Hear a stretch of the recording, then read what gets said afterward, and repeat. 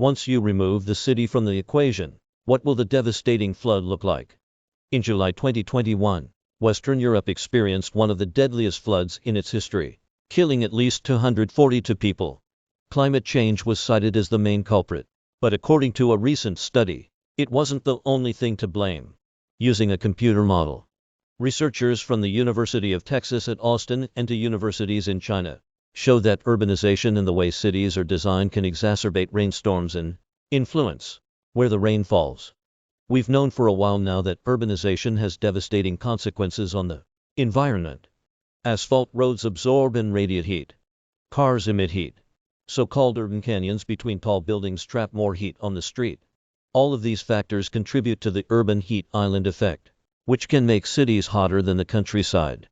But according to the authors of the study, this is the first evidence that urbanization itself can make extreme weather even worse. A city by itself doesn't create the storm, says D.V. Niyogi, a professor in the Jackson School of Geosciences and Cockrell School of Engineering, and one of the study's authors. But it is important to recognize that the design of a city can have a say in what happens in both the simulation and in real life. When warm air rises from the city, it mixes with the cold air in the atmosphere. This leads to a gradient of sorts, where hot and warm temperatures interact, creating all sorts of instability. As Niyogi puts it, this creates more energy, which can turn into thunderstorms and heavy rain. So what can cities do to diminish their impact on weather systems? For Niyogi, it's all about cooling. Much as it is now inconceivable to sell cars without air conditioning, he says city planners should develop plans to cool cities down. When we cool the city, we are reducing the gradient, he says.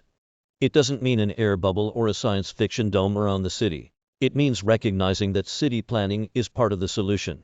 Cities around the world have been developing cooling solutions for decades. In New York City, for example, the Night Cool Roofs initiative has helped paint more than 10 million square feet of rooftops in a white reflective coating, preventing 200-300 tons of CO2 per year. In Dallas, one program mapped what areas of the city were the hottest and started planting trees on key pedestrian routes. Other solutions involve buildings with automated shades in Abu Dhabi, cool pavements in Los Angeles, and water misters at bus stops in Chongqing, China. Inevitably, there is no one-size-fits-all solution. The solution is to cut emissions, and that is needed. But it's going to take time, Niyogi says, noting that when prevention isn't enough, city planners and local authorities should identify what areas are more prone to severe weather and put policies in place like flood mitigation, green infrastructure, and sponge parks to help weather the storm.